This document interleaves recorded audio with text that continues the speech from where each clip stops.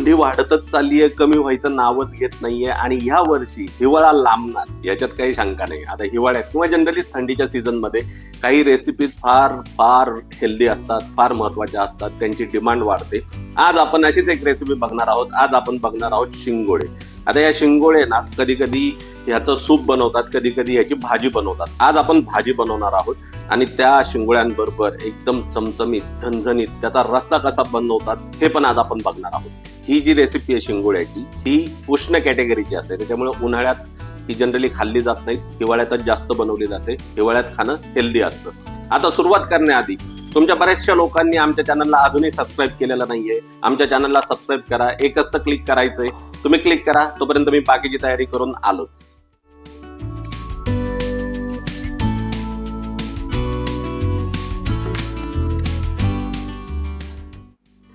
Hope तुम्ही सगळ्यांनी subscribe केलं असेलच आमच्या चॅनलला. शिंगोळ्याच्या ह्या रेसिपीसाठी ना सुरुवातीला आपल्याला एक वाटण बनवायचंय. त्या वाटणासाठी मी सगळे इन्ग्रेडियंट्स काढून ठेवलेत आणि मी वापरतोय खलबत्ता. आता तुम्ही मिक्सर वापरू शकता, तुम्ही पाटा वरवंटा वापरू शकता, खलबत्ताही वापरू शकता. मी खलबत्ता वापरतोय. पण खरं सांगू का, खलबत्ता आणि पाटा वरवंटा ह्याच्यामध्ये जी टेस्ट येते ना ती खरंच मिक्सरला येत नाही. सो वेळ असेल आणि जर तुम्हाला खरंच ती टेस्ट पाहिजे असेल, पाटा वरवंटा किंवा खलबत्ताच वापरा. खलबत्त्यात 4 ते 5 हिरव्या मिरच्या घ्यायच्यात, त्याचबरोबर 1 इंच आलं, 7 ते 8 लसणाच्या पाकळ्या, 1 ते 1.5 टेबलस्पून जिरं म्हणजेच क्युमिन सीड्स, अर्धा टेबलस्पून धने म्हणजेच कोरिएंडर सीड्स आणि हिरवीगार कापलेली कोथिंबीर ॲड करायची. त्यावर चवीपुरतं म्हणजेच साधारण 1 टेबलस्पून मीठ टाकायचं आणि एकदा हे सगळे इन्ग्रेडियंट्स ॲड करून झाले की त्यांना खलबत्त्यात वाटून घ्यायचं आणि असं वाटण तयार करायचं. आता हे तयार झालेलं वाटण खलबत्त्यातून काढून एका डिशमध्ये ट्रान्सफर करायचं. आपलं झणझणीत वाटण रेडी झाले. हे वाटण आपल्याला 2 ठिकाणी उपयोगी पडणार आहे. एक जे आपण आता शिंगोळ्याचं पीठ बनवणार आहे त्याच्यामध्ये हे थोडंसं वाटण टाकायचंय आणि जो रस्सा बनवणार आहे त्याच्यामध्ये थोडंसं वाटण टाकायचंय. सो आता वाटण रेडी झाले. आता पीठ बनवायची तयारी करूया.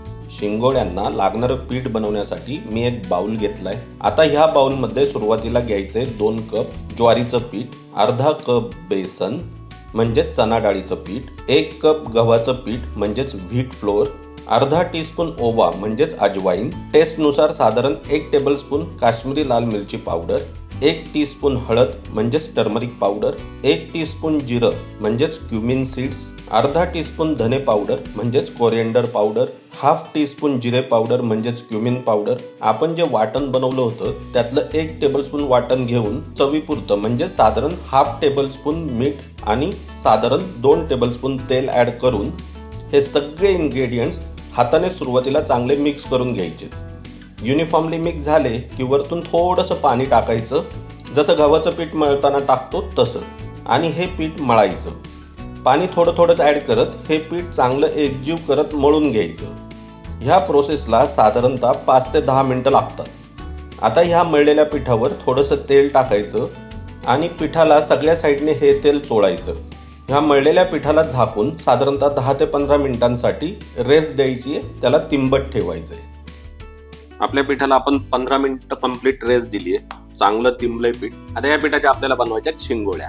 शिंगोळ्या बनवण्यासाठी मळलेल्या पिठातून थोडं थोडं पीठ घ्यायचं आणि ह्या पिठाला सिलेंड्रिकल शेप द्यायचा. तुम्ही हातानेच किंवा चॉपिंग बोर्डवर सुद्धा पिठाचे थिन रोल्स बनवू शकता. एक एक रोल करून तुम्ही शिंगोळ्या करू शकता, पण मी इथे 4 ते 5 रोल्स एकदम बनवलेत आणि त्यांना एका लाईनमध्ये अरेंज केले. उरलेलं पीठ नेहमी झाकून ठेवायचं, नाहीतर ते ड्राय होतं. आता ह्या रोल्सला असे 2 ते 3 इंचावर कट मारायचे आणि त्याचे पीसेस कट करायचे. सगळ्या रोल्सला असंच कट करून पीसेस करून घ्यायचे. आता एक एक पीस उचलून त्याचे दोन्ही एंड्स असे जॉईन करून प्रेस करायचं. तुम्ही हातावर घेऊनही शिंगोळ्यांना असा सेम आकार देऊ शकता. सगळे कट झालेले पीसेस घेऊन सगळ्यांनाच आकार देऊन एका प्लेटमध्ये ठेवायचं. आपल्या शिंगोळ्यांना आपण आकार देऊन रेडी केलंय. शिंगोळ्यांना ना तुम्ही पाहिजे तसा तुमच्या आवडीने आकार देऊ शकता, त्यांना गोल करू शकता. इवन कुठलाही आकार न देता नूडल्स सारखे तो तुम्ही डायरेक्ट बनवू शकता. आपण असा आकार दिलेला आहे आणि आता हे शिंगोळे वापरून आपण पुढची डिश बनवणार आहोत. आता ह्यासाठी लागणारा चमचमीत झणझणीत रस्सा कसा बनवायचा ते बघूया. गॅस पेटवून त्यावर एक पॅन घ्यायची आहे. तुम्ही पातेलं घेतलं तरी चालेल. ह्या पॅनमध्ये आपल्याला 1 ते 1.5 कप तेल टाकायचे. तेल चांगलं गरम झालं की त्यात 1 टेबलस्पून मोहरी टाकायची. मोहरी तडतडली की त्यात 1 टेबलस्पून जिरं टाकायचं. जिरं फुललं की आपण बनवलेलं 2 टेबलस्पून वाटण पॅनमध्ये ॲड करायचं.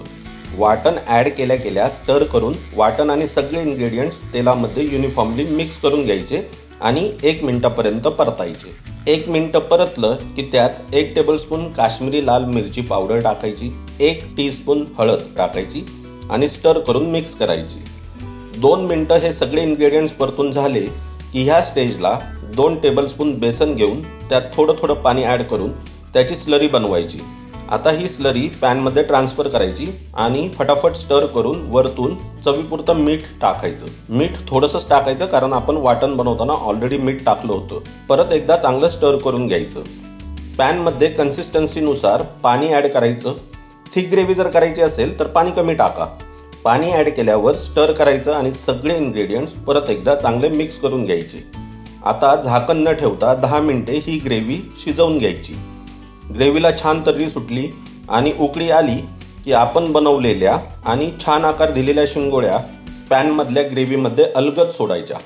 वरतून छान हिरवीगार कापलेली कोथिंबीर स्प्रेड करायची. ग्रेव्हीला अलगद आणि हलकंसं स्टर करायचं. स्टर करताना शिंगोळ्या तुटणार नाहीत ह्याची काळजी घ्या. हलक्या हाताने स्टर करा. स्टर करून झालं की झाकण न ठेवता 5 मिनिटांसाठी ग्रेव्हीला उकळून घ्यायचं. हे बघा कसलं भारी टेक्स्चर आलंय. बघूनच तोंडाला पाणी सुटलंय. आपली शिंगोळ्याची भाजी रेडी झाली आहे. हे शिंगोळे ना पूर्ण भारतात फेमस आहेत. फक्त त्यांची नावं बदलली जातात. राजस्थानात या भाजीला गट्टे की सब्जी म्हणतात. छत्तीसगडला याला ठेटरी म्हणतात. महाराष्ट्रातल्या विदर्भ सारख्या काही ठिकाणी याला शेंगोळे म्हणतात आणि बऱ्याचशा महाराष्ट्रातील ठिकाणी याला शिंगोळे म्हणतात. तर रेसिपी सिमिलर असते, फक्त पीठ बदललं जातं. बऱ्याचशा ठिकाणी कुळदाचं पीठ वापरलं जातं. कुळदाच्या पिठात सुद्धा अप्रतिम भाजी होते ही. आता ह्या भाजीला सर्व कसं करायचं ते बघूया.